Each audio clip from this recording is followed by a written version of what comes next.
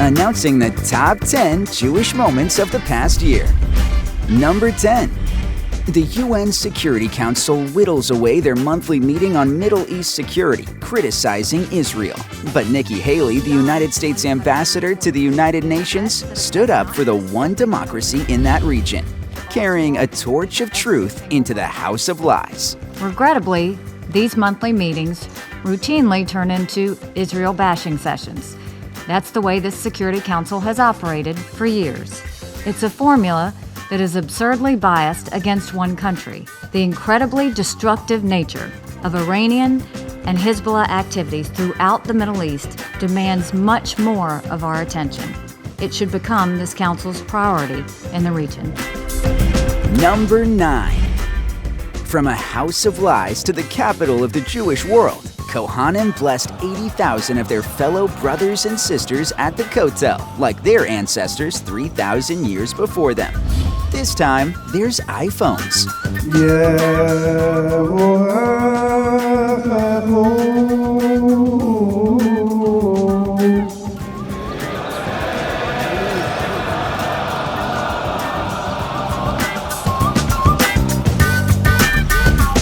Number 8.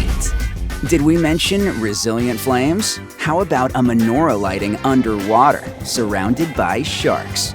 Rabbi Mendel Goldberg of Chabad of Playa del Carmen pulled off this luminous stunt this past Hanukkah. Our flame will never be extinguished. Number 7.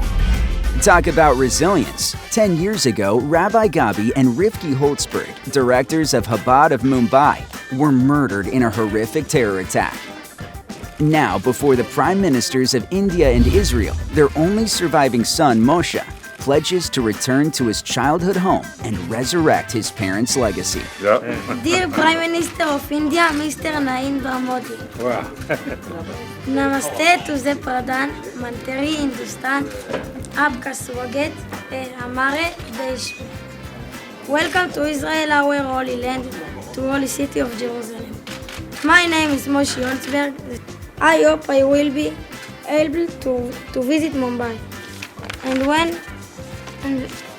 when I get older, I live there. I will be the director of our Chabad house. With God's help, this is my house, a house of goodness. Dear Mr. Modi, I love you and your people in India.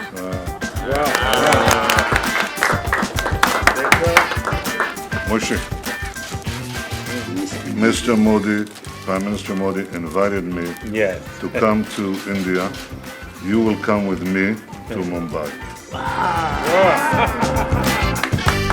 Number 6. What mighty enemies? Ancient Rome, Queen Isabella's Spain, Nazi Germany, the Soviet Union. They are historical relics. These Jewish university students from across the former Soviet Union proved that the Jewish people are as alive as ever during their Europe tour, celebrating a year-long intensive study program where they recited the Shema in a square that once hosted a Spanish Inquisition auto da fe. Shema Israel Adonai Eloheinu Adonai Echad. Number 5. This is the man who proves you're never too old and it's never too late. Yisrael Kristall was born in Poland in 1903 and is the oldest man in the world. This year, he finally had his bar mitzvah. Mazel tov. Yisrael actually celebrated his bar mitzvah this week because he missed the first one, and this is true, due to World War I, which is an amazing excuse. And we want to say, Yisrael, we hope you had an amazing bar mitzvah. We really do. It must be very weird to be 113 years old and think, tomorrow, I finally become a man. Congratulations, sir. Number 4. Bring on the milestones. Rachel Fryer became the first Hasidic woman to don the judicial robes when she was elected as a civil court judge in Brooklyn. If God wants something to happen, it's going to happen. And yes, a Hasidic woman can win. Number 3.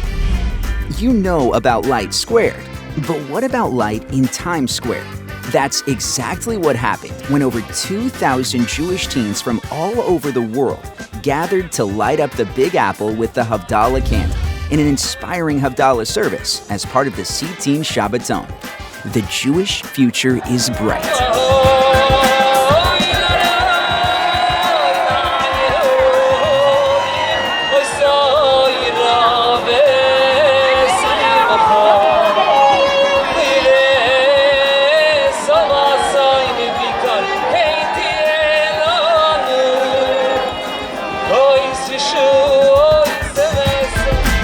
Number 2. It's time for the 50th reunion of the brave Jewish soldiers who reunited Jerusalem and liberated the Kotel in the Six-Day War of 1967. This year, on the very day they descended from the sky to stand on sacred ground, the 3 paratroopers of the iconic photo convened at the Western Wall to recreate that moment to the delight of the assembled. And number 1. Every broad strip and bright star has been spoken for. Hearty congratulations are due to the United States of America, who finally got a Chabad house in every one of its 50 states. What took so long, guys? This year, the Rushmore State welcomed Rabbi Mendel and Musi Alperovich as the only permanent rabbi and rebbitzin in South Dakota. The work is just beginning. I have a friend living in Ningbo, China. Wow. This is a piece of cake compared to that. So it's really just exciting. And now to the ultimate countdown. Next year in Jerusalem. לשנה הבאה בירושלים, לשנה הבאה בירושלים הבנויה, לשנה הבאה בירושלים, לשנה הבאה בירושלים.